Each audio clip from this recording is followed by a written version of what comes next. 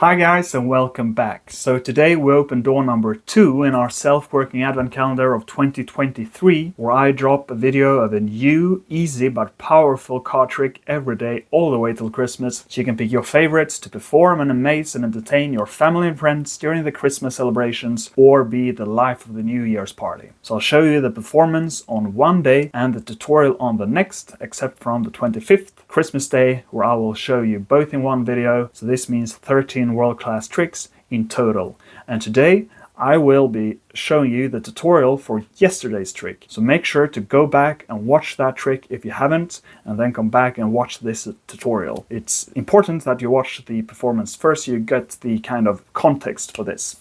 Okay, let's get into this. So the trick I showed you yesterday is called Friends, and it's by Aldo Colombini, and you can find it in Steve Beam's Semi-Automatic Card Tricks Volume 2, page 72. That is a very nice set of books if you like these kind of easy sleight light tricks. There are some sleights, but most of them are very, easy to do. It's a lot of subtlety, not so much sleight. So I can recommend those books. Now I'm going to show you how this trick is done. So as I said yesterday, the cards can be completely shuffled by the spectators. You can have a borrowed deck of cards.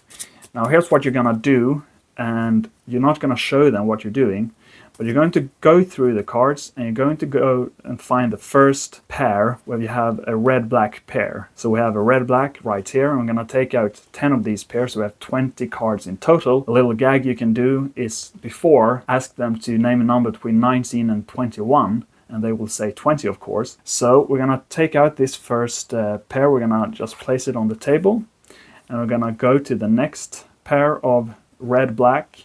So that's 2. And again, red-black pair, 3, and we're just going to continue to do that until we have them all.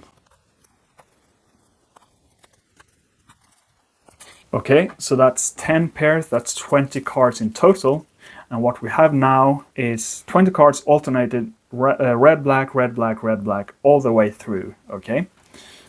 And from here we can give them some kind of false shuffle. You can do a bit of a Charlier shuffle, for example. You can watch the video popping up right now with a lot of easy false shuffles and cuts you can learn, which is excellent for tricks like this. The Charlier shuffle cuts the deck, but that's all, and that's okay for this trick. And now what you're going to do is you're going to give an overhand shuffle. You're going to run 3, 5, or 7 cards. It doesn't matter. I usually do 7 to give it more of a shuffle feel. So 1, 2, 3, 4, 5, 6, 7, and throw the rest on top, just like so. Now you're going to have your spectator cut the cards and complete the cut. So, and you can of course say that by doing that, you have no idea what the cards are on the top. And the first spectator on your left will pick the top card, and your second over here at the right will pick the second cards. So this guy picks the Jack of Hearts, and this guy picks the 10 of Clubs. And now you're going to have him return his card. Spectator number 1 returns his card first, and spectator number 2 returns his card second. Easy to remember, but what you've done here is you have reversed the order of those 2 cards. Okay? And now you ask them to give it one more cut to bury those cards in the middle. Okay? From here on, you say that you're going to do a very thorough special shuffle. And what you're basically doing is, I guess you could call it an anti-faro, basically. So what you're doing is you take the first card, now you out-jog the second card, and now the third card goes, you kind of in-jog, I suppose, and out-jog, and you alternate all the cards like this. So in-jog, out-jog, in-jog, out-jog, all the way through, like so. Now you strip these cards out, and you can ask them, do you want them to be on top or the bottom? It doesn't matter. Let's say they say top, just like so. And now you say that they are going to help you shuffle the cards, and you deal the first card, and you ask them to take the next card, and you ask them, do you want this on top or the bottom? And if they say top, you're going to place it here on the top. And if they say bottom, you're going to slide it under like that. So let's say they go top, top, bottom, you slide under, and now we've dealt 5 cards. You have to remember the 11th card, and it's easy to do. So we have 5, 6, 7, and you slide like this under 8, 9, 10, and this is the 11th card. Let's place it over here on top this time. So this is the 11th card. Either way, you place the 11th card either rightmost if they say top, or leftmost if they say bottom, and then you kind of do this into a circle or a shape or whatever, or heart, and they can still say if they want top or bottom. Now, what happens here is, as I said, you have to remember the 11th card. Now, if they say top, in our case, they did that. You take this 11th card and you scoop every card up. If they say bottom, and this were to be our 11th card, now you're going to take the card underneath and scoop up all cards. I'm going to go through this one more time with the cards face up in a moment, so this makes sense, okay? But this time, this is the 11th card. They said top on the 11th card. So you're going to take that and you're simply just going to scoop up all the cards like so. So that 11th card ends up on the bottom. You square it all up. And now you divide it into 2 piles out of 10. So 1, 2, 3, 4, 5, 6, 7, 8, 9, 10. And you say that the way you shuffle, you did something very interesting here. Because over here, we have all the red cards except one, which is your selection. And over here, we have all the red cards except one, which is your selection.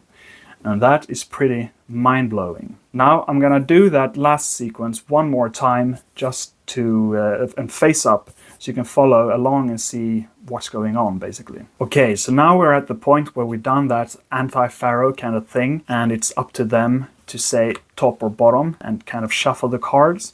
And this is what happens. We deal the first card. It doesn't matter if they say top, because actually what we've done with that kind of anti-faro thing is we have divided the cards like this, but because we reverse their selections, now we have other selections, but yeah, it's the same thing.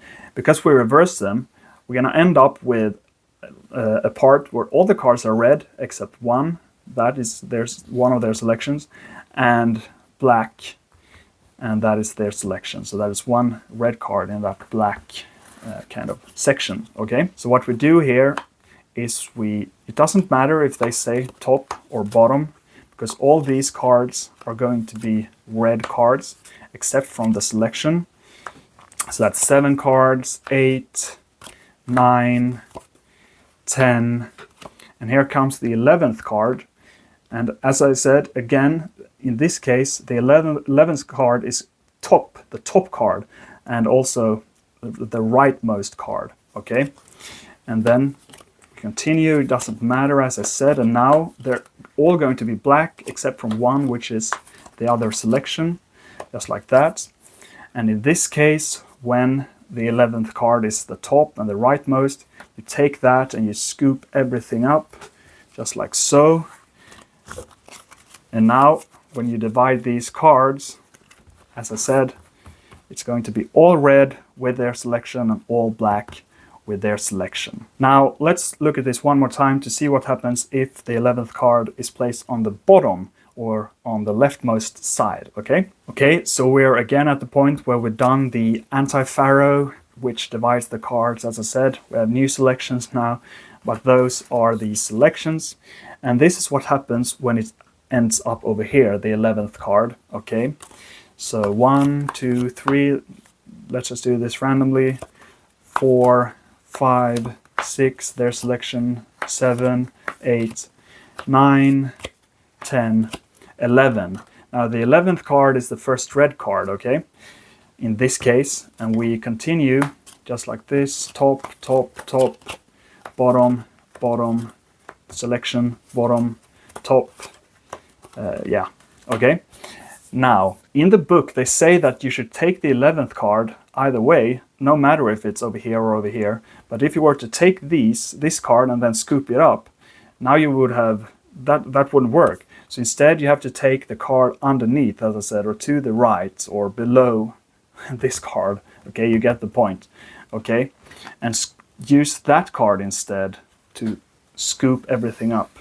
And as you can see, if we divide the cards now, that works 10-10. So I don't know why it says that in the book, that you should pick scoop up with the 11th card either way, because to me it doesn't work. I've done this a lot of time and it doesn't work that way, but it works this way, and it's a very great trick. It gets great reaction. Just imagine they feel that based on their decisions they have managed to separate the colors from each other except from their selections. It's actually a bit of a miracle, and it's not that much to remember when you think about it. So I hope you really like this trick and you give it a try, because it's going to get great reactions. Now remember to subscribe and like the video and press that notification bell, because tomorrow I will come back with another performance of an awesome but easy self-working card trick. Thank you so much for watching. See you tomorrow. Bye bye.